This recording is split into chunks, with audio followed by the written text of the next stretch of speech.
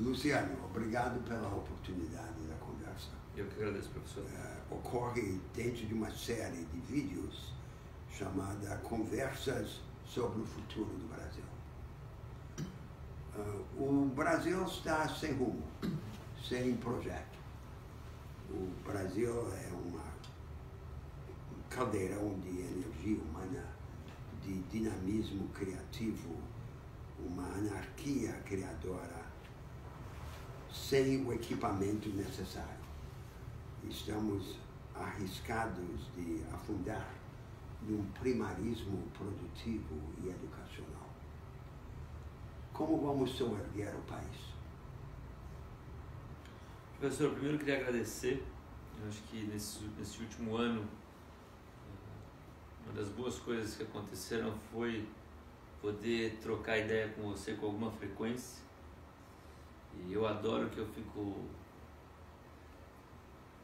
Como você é super erudito nas suas colocações, eu fico me desafiando o tempo todo a tentar traduzir na minha própria cabeça as tuas ideias e como é que eu posso aprender com isso. Está sendo um processo muito, muito interessante.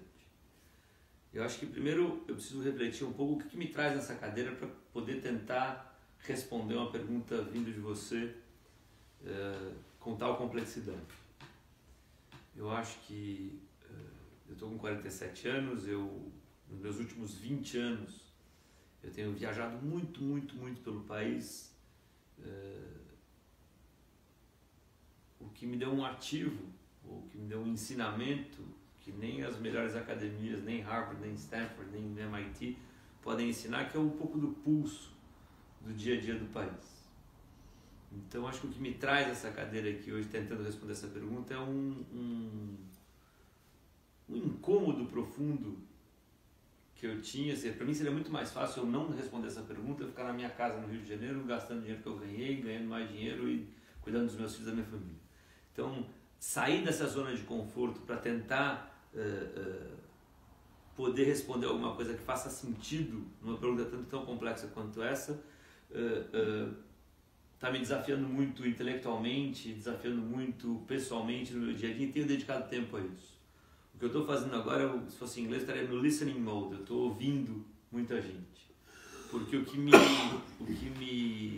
já está claro na minha cabeça, e eu tentei, no último ciclo eleitoral, aprofundar um pouco nos planos de governo que estavam sendo propostos, e o que eu sinto muita falta é de um projeto de país. Então, eu acho que esse governo que está aí, por exemplo, eleito de maneira democrática, legítima, você vê uma série de ideias tentando se compor ou recompor, é que nem trocar a turbina com o avião voando, é difícil. Então, o que eu estou me... Quer uma água? Tá bem? Quer uma água? Não, não cá. Então, quer um whisky? O whisky talvez ajude mais do que a água. Deixa eu pegar. Qual é o seu copo? É o copo pequeno. Tá. Adoro. Isso aí tem que ir na entrevista, tá? Minuto pro whisky, peraí. Aquele copinho de whisky. Eu tomo isso direto. A pessoa com uma sinusite persistente. Mas é apenas um dos muitas variantes da ruína física. Você está com quantos anos, professor? Fiz agora 72, semana passada. Feliz aniversário.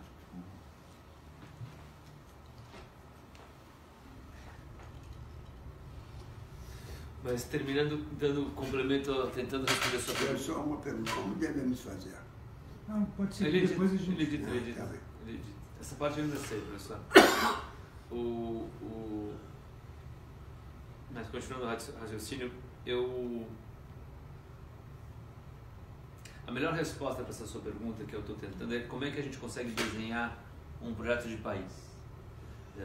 Isso nas verticais que eu entendo que sejam fundamentais hoje, que tem que ter projetos consistentes de qual a ideia, como é que faz, com que dinheiro e o que tem que se mexer na Constituição, na lei, enfim, para que isso seja possível. Isso passa por educação, isso passa por saúde, isso passa por tecnologia de governo, isso passa por segurança pública, espaço de como reduzir desigualdades no Brasil, enfim. Então, o que eu estou fazendo nesse momento como sociedade civil, e não é um projeto para A ou para B, é de um grupo de gente que os movimentos cívicos, principalmente o Renova e o Agora, conseguiram atrair gente capaz e que está a fim de dedicar tempo a essa questão, é abrir o diálogo, conversar, curar as melhores ideias, tabular o que tem de melhor, e que dessa organização, vire um hub de boas práticas e que a gente possa organizar um projeto de país de fato factível.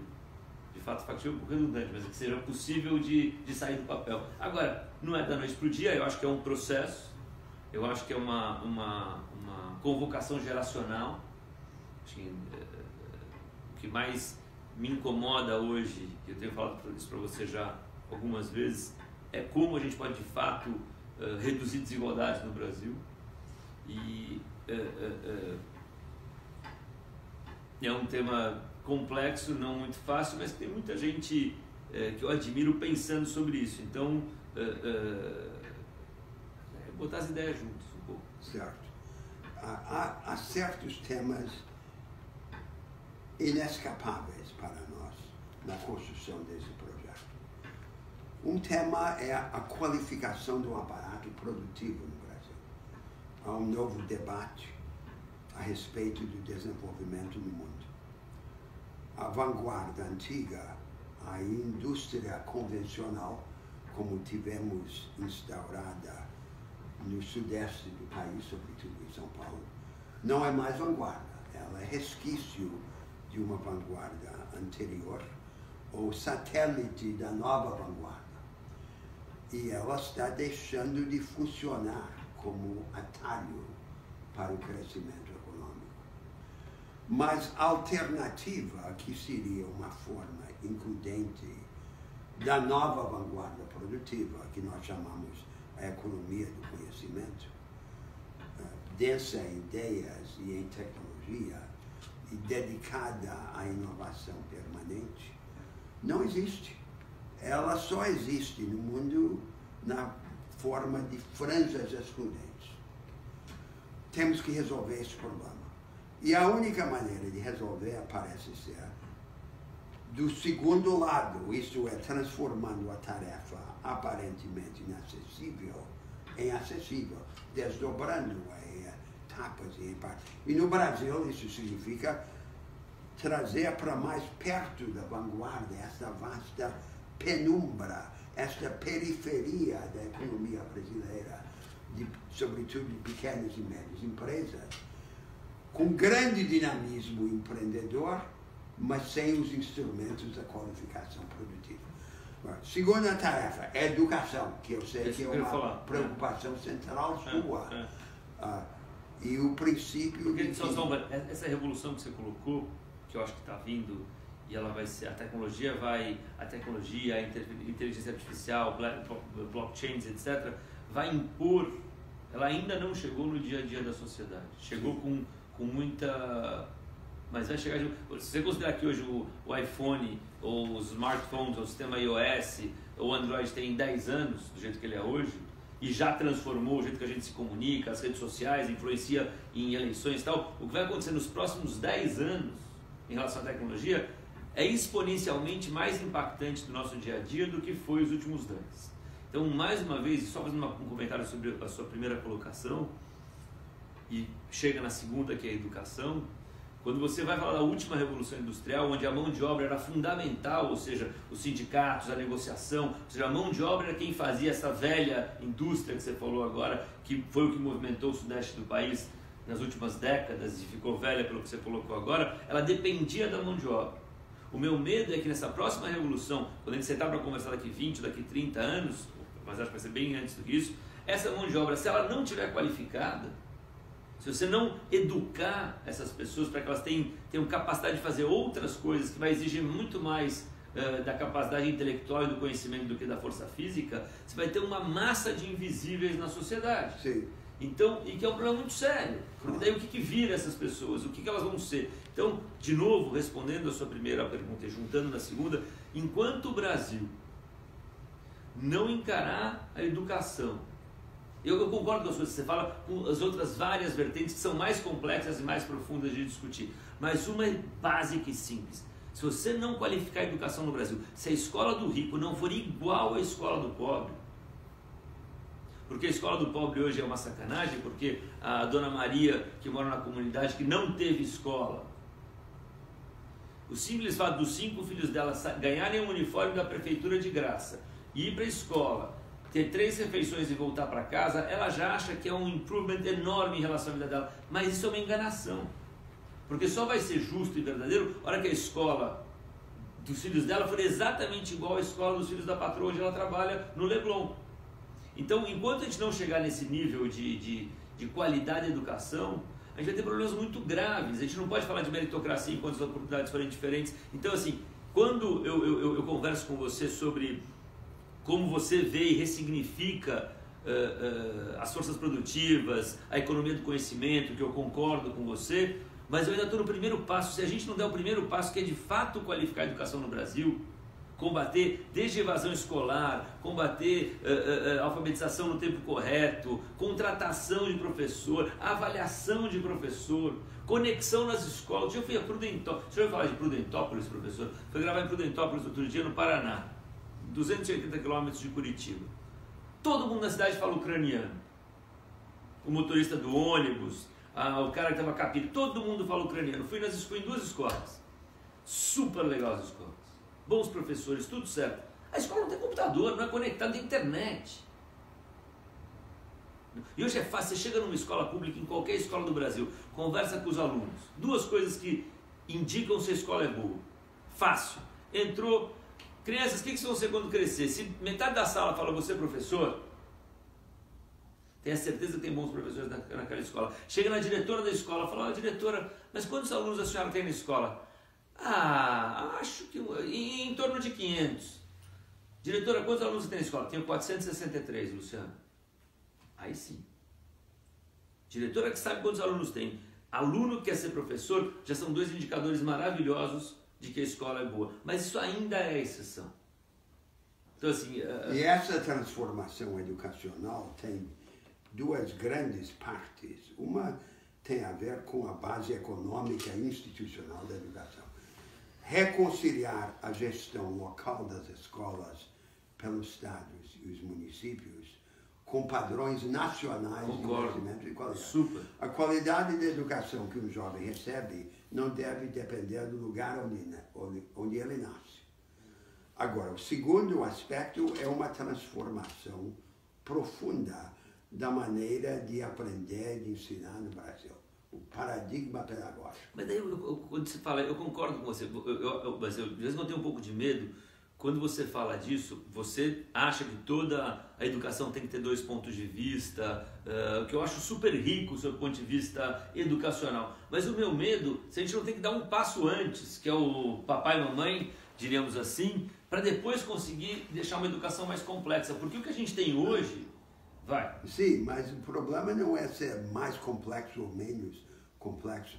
O problema é romper com o enciclopedismo dogmático e raso que domina a educação brasileira. Concordo. E focar no que importa, que é a capacidade de analisar, o aprofundamento seletivo, a cooperação, o trabalho de equipe na escola, em vez daquela combinação de individualismo e autoritarismo que temos, uma outra educação.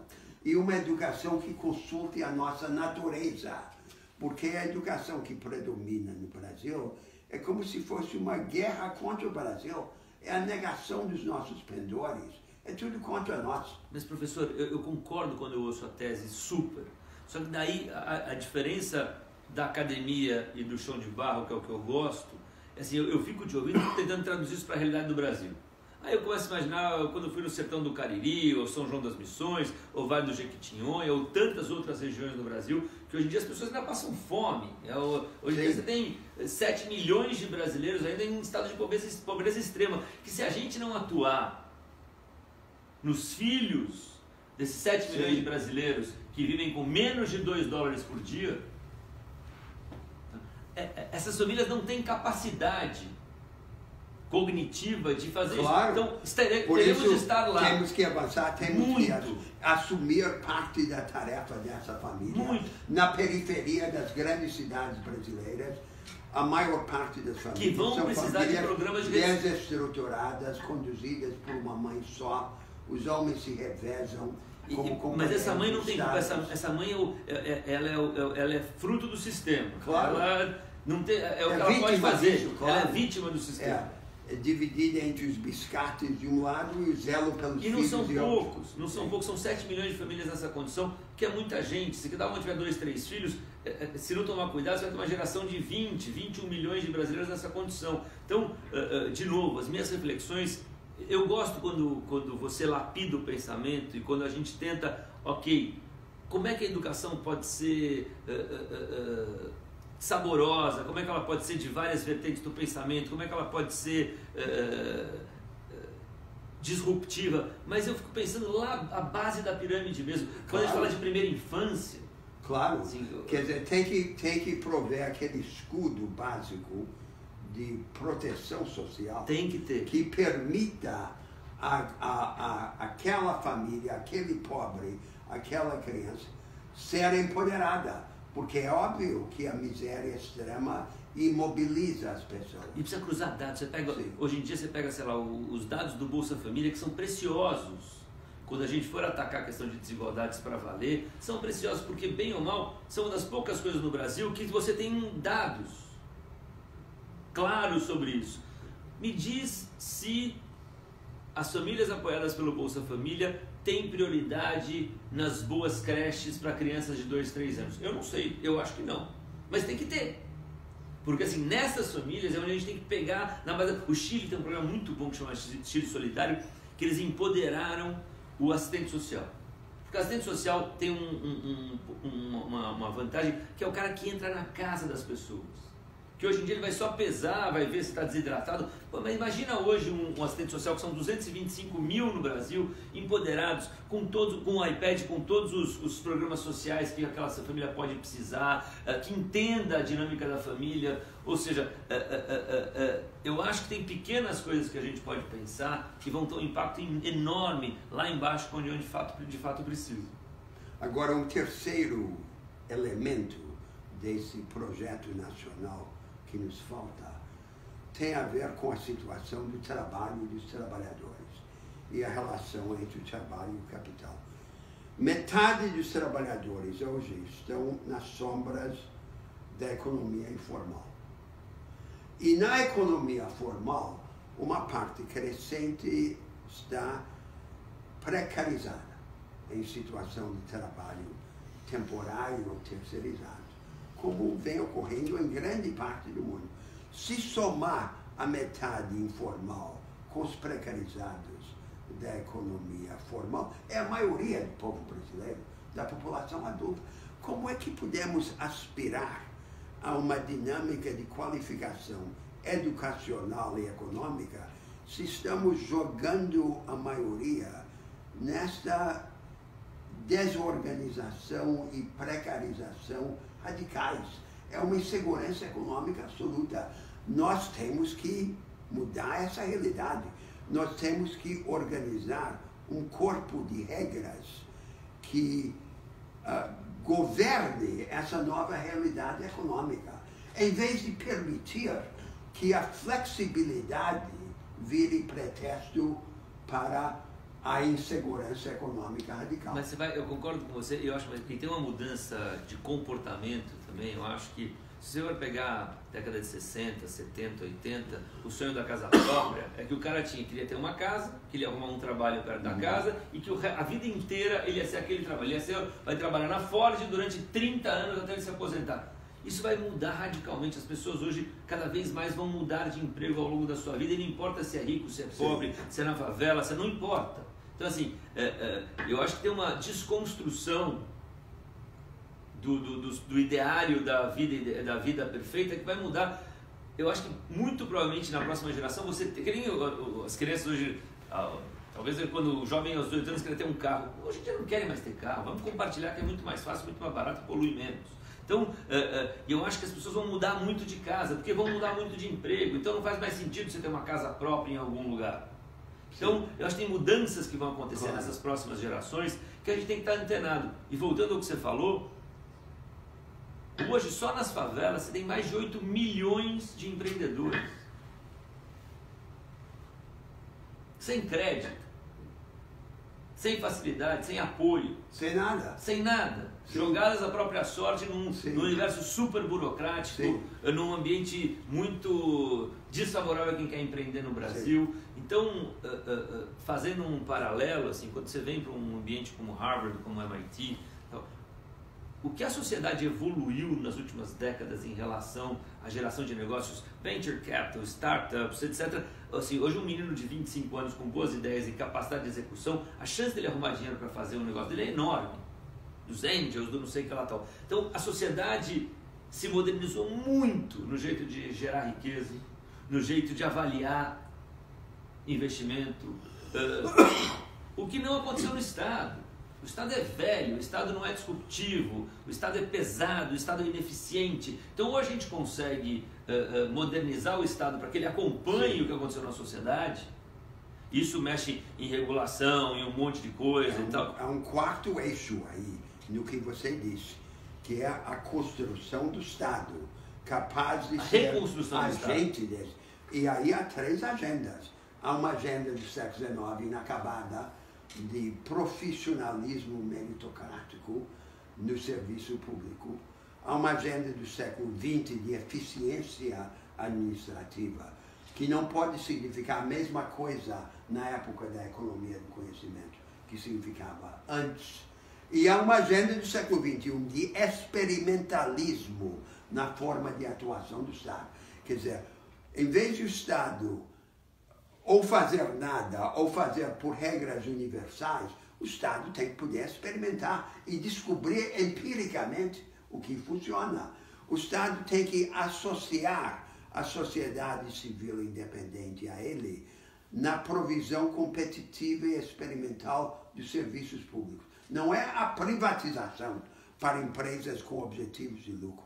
É a organização da sociedade civil independente para ser parceira do Estado nessa provisão. Mas é que nesse momento o Estado não, minha opinião pessoal, e nós temos, por exemplo, o instrumento das organizações sociais, experimentadas por vários estados no Brasil. Mas é que eu acho que o Estado hoje em dia não consegue gerir as suas empresas com a eficiência que a iniciativa privada consegue. Não estou falando de empresas.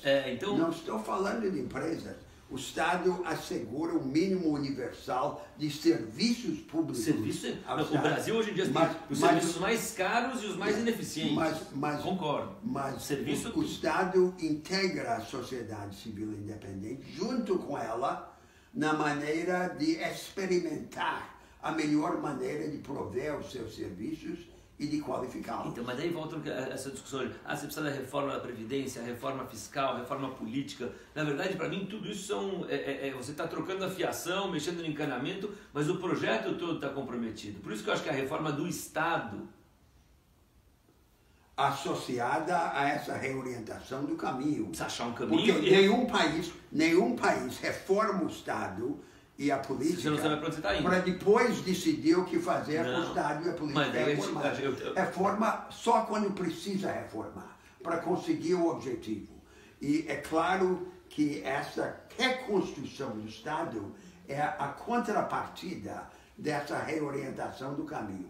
Agora, há um quinto eixo, Luciano, também importante na nossa discussão, que é a tradução desse ideário nacional em política para as grandes regiões do país.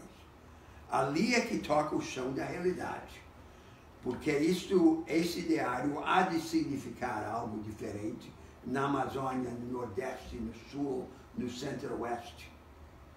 E aí precisamos de um novo paradigma de política regional. Mas é uma questão de liderança, né, também, né, professor? Porque a hora que você tiver uma liderança clara que aponta para onde o país está indo e com um projeto simples e de fácil explanação e explicação para a população, que o que você tem hoje e que eu concordo, assim, o governo eleito hoje, você vê assim, beleza, vamos focar no combate à corrupção, combate à violência, basicamente isso, beleza. Agora, quais são os projetos? Os projetos estão se construindo agora. Como é que a gente consegue um projeto de país claro, eficiente e afetivo, planejado?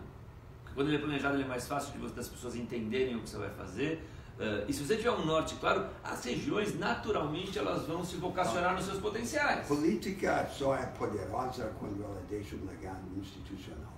Mas esse legado institucional precisa ser imaginado à luz da realidade de cada uma dessas regiões. Nós falamos a respeito da Amazônia, por exemplo. Tem lá a Zona Franca de Manaus, que não tem nada a ver com a floresta amazônica. Então, nós temos que construir os elos entre o complexo industrial urbano e o complexo verde.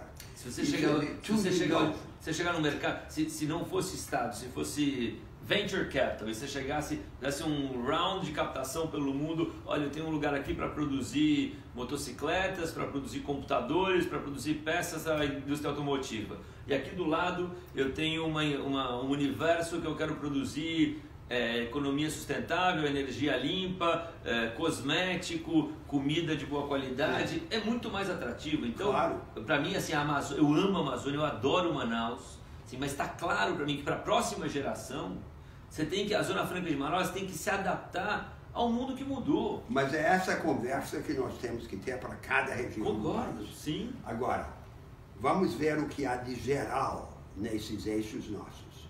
Nós estamos vindo de um momento histórico em que, mais uma vez, sucumbimos à tentação da riqueza fácil da natureza.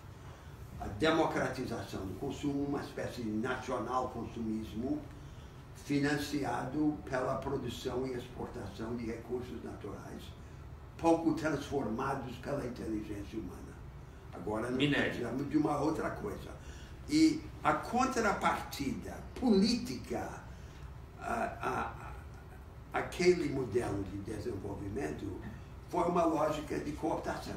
Os pobres recebiam dinheiro das transferências sociais, as minorias organizadas, as corporações, os seus direitos adquiridos, os grandes empresários, os favores tributários e o crédito subsidiado do BNDES, e os cientistas, os juros astronômicos. O Brasil foi para o fosso, porque todo mundo foi cooptado, todo mundo foi comprado, e aquilo financiado pelo caminho fácil da riqueza da terra pouco transformada. Nós precisamos romper com isso e substituir a lógica da cooptação por uma lógica de empoderamento. E essa substituição é que requer as inovações institucionais ousadas. Esse parece ser o caminho. Agora, nós estamos tendo aqui uma discussão elaborada ao lado da Universidade de Harvard, e muitos podem duvidar que isso pode ser traduzido numa linguagem de metáforas, de exemplos, de narrativas que qualquer um possa entender. Eu acho que sim, pode sim. E você tem muita experiência nisto. E esse seria um projeto libertador para o povo brasileiro. Não vamos poder ter essa discussão apenas como um debate dentro das elites. Nós precisamos ajudar a instaurar agora um debate nacional a respeito das realidades estruturais. Mas a gente tem que chamar a sociedade para essa discussão. Claro, porque claro. Eu acho que você pega o Rio de Janeiro, por exemplo, hoje tem 20% da população do Rio de Janeiro vivendo em favela. Sim. E cadê essas pessoas na discussão dos Todos, caminhos da cidade? Claro, então, eu acho que as pessoas têm que participar. Participando, mas a partir da realidade delas, chegar aos grandes problemas do país. Nacionalizar a discussão ao mesmo tempo que nós a regionalizamos. E isto começa a mudar tudo, porque de todos os recursos que nos faltam, o recurso que mais nos falta são as ideias. As ideias e gente para implementar. Acho que eu vou te dar uma boa notícia então. No Renova, que é um dos nossos movimentos cívicos do qual eu participo desde o começo, para o ciclo municipal, e eu acho que no futuro próximo, uma das grandes transformações da sociedade vai ter, a gente tem que repensar as nossas cidades, porque as cidades, no final das contas, é onde essa coisa de você ter que ir para a cidade grande para você conseguir alguma coisa está errado. Eu acho que a gente tem que potencializar as pequenas cidades do Brasil inteiro, 5.000 e tantos municípios. E eu acho que a tecnologia, o que vem pela frente, vai nos ajudar a empoderar cada cidade. A gente convocou agora, a gente abriu inscrições para um ciclo municipal, perguntando, olha, se você nunca participou da política, se você quer se candidatar para ajudar a sua cidade, inscreva-se. A gente ainda tem mais 20 dias de inscrição, temos mais de 12.000 inscritos. Então, eu acho que essa convocação direcional, acho que para o bem e para o mal, a única coisa boa que eu consigo enxergar dessa polarização extrema que viveu e que está vivendo a sociedade brasileira, o que é muito ruim na construção de um projeto que melhora a vida de todos, tem uma única vantagem. Só ela, tem inúmeras, centenas de desvantagens, mas a única vantagem é que nunca se falou tanto de política quanto se fala hoje, para o bem e para o mal. Se a gente conseguir capitalizar a atenção dessas pessoas para o assunto, para falar, chega de brigar, chega de discutir, vamos dialogar, vamos trocar ideia, vamos ver qual é a melhor ideia que vale, não importa onde você nasceu, qual é a cor da sua pele, o que você pensa, se a gente é de esquerda, tanto faz como você pensa, vamos conversar e vamos achar projeto que seja bom para todo mundo. Então, se a gente conseguir usar essa potência do mal, que foi a polarização da política no Brasil, para transformar isso em projetos que melhorem a vida de todos, a gente tem uma oportunidade única de chamar a sociedade para uma discussão que possa de fato se transformar num projeto de país e que o Brasil possa ser o país do futuro que nunca chega. A vitalidade precisa de uma aliada, a aliada da vitalidade é a imaginação. Amém. E do casamento entre a vitalidade e a imaginação nasce a grandeza. E é isso que nós queremos para o Brasil. Muito obrigado pela conversa. Eu que agradeço mais uma vez.